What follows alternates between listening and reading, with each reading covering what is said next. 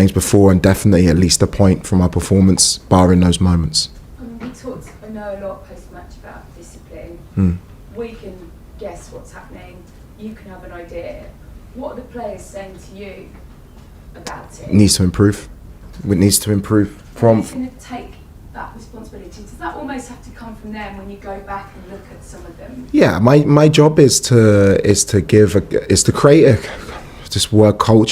culture of accountability, where if you make a mistake, it's okay, you hold your hands up and you make sure it doesn't happen again. But you have to hold your hands up to the original mistake. If I make the wrong team selection or I get something wrong, my job is to be accountable, and it's the same for my players in that moment. Because I don't know whether you've seen the other clip of Netta getting his first yellow, and he goes on and he goes on, and Reece James tries to move him away, and he carries on and he carries on. So in that moment, who has to have a word with him? Who has to say, why are you doing that? Yeah, you need teammates to help you, but it comes down to yourself as well. Look, Pedro's apologised to the group. We miss him for Wednesday. I just need to see an improvement in the behaviour now. And it's not just Pedro. We've had bookings, people speaking about dissent. We've had needless bookings in terms of fouls. If we are to improve and get to where we want to be, we have to make a conscious step now to make sure it doesn't happen again. One more in discipline. It won't be the last of the press conference, so it's all good, absolutely fine. Because you mentioned dissent, and you look at the players that have got yellow cards for dissent, and since August 2023, Enzo Fernandez has got 12 yellows. He's your vice captain. Okay, so if your vice captain is getting booked for dissent all the time, what message does that send out to the rest of the side? And do you have to maybe think about him as a vice captain within? Never. Enzo's a top leader, not even entered my mind. Leaders keep getting booked though. Yeah, if you feel there's something that needs to improve, and yes, we're a young team. It's not an excuse. We have an outstanding team. They're young. We are one of the youngest in the league, one of the youngest in Europe. The beautiful thing about having a young team is sometimes you need to go through experiences to improve. This is a massive learning experience for my group. I do not want it to be a learning experience where we fail in what we want to achieve, but these setbacks that we are having, we have to learn from, because if we do learn from them, we've proven, even in my short time here, that we can be an elite team for a long time. Yeah, but just finally for me, and I know that it's sort of sounding quite negative, but I just wanted to pick up on something else we spoke about last night in terms of Sanchez and his performance again yesterday. And you sat there and talked about not wanting to make players do what they're not comfortable doing. Is he becoming more comfortable doing what he's doing? Because watching him yesterday, there was that sense of the crowd on his back. He feels quite nervous. He looks quite nervous.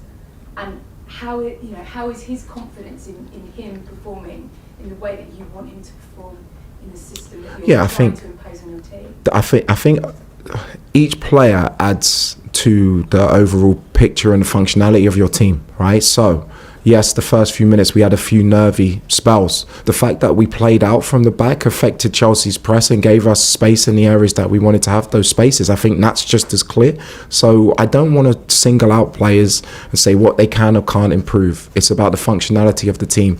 I don't think anyone can say in the moment, other than the two set play moments, my team did not function well in the game. Away at, by the way, the league leaders, top of the Champions League. We functioned in a very good way for a lot of the game. The reason we lost the game is we didn't take care of the moments. Nothing to do with Rob's build, nothing to do with the way that we played. We have to manage those moments to win games of football. Soraya? Hi, Liam. Aston Villa next. Yeah. They're a team that have scored the most goals from outside the box in Prem, 13.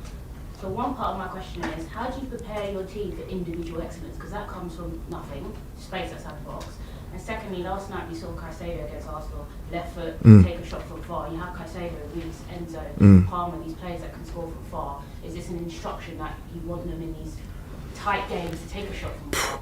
Yeah, well, you would never tell Moi Caicedo or Enzo or Reece or Cole or Pedro, you would never tell them not to take a shot if they didn't think it was the right decision in that moment. In terms of preparing for Aston Villa, we know the reason they score great goals is because they have great attacking players. We show individual clips to our players. Our players know the strengths and weaknesses of each individual we're up against. It's going to be a very difficult game. They're very clinical in terms of the XG that they create, in terms of the values of the goals that they score. They're a good team. It's going to be tough because they're going to have a reaction from their last result, and we have to make sure we're prepared for a very difficult game. Well, after last night's game, 17.6% of the goals scored in the Premier League this season have come from corners, which is the highest in history. So 138 goals out of 780 have come from corners. Chelsea have the highest chances conceded in the top 5 leagues from corners, so we know set pieces is an issue. Just some clarity on like your staff and what you're actually involved in. Are you really involved in that defensive setup, or do you like to leave that? I am now. You are now. It's not a laughing matter because it's a key thing that we have to improve. Every manager has a different idea about the way you attack and defend set plays. I will always be honest, I've taken more responsibility in the last week. Because I know it's something that needs to improve. Bernardo has proven what a fantastic set piece coach he is in terms of our offensive output, is amongst the best in the league. And it's not just down to coaching, it's down to mentality, it's down to focus and concentration. And I think by the manager taking control of that, hopefully from a mentality point of view, the value of that goes up in terms of the way that we work with it. And lastly, you said previously, I know we need to win in the short term, but we also need to build for the long term. 100%. You've gone toe to toe with the league leaders. All of these dropped points are games you could have won. It's not like you've won before.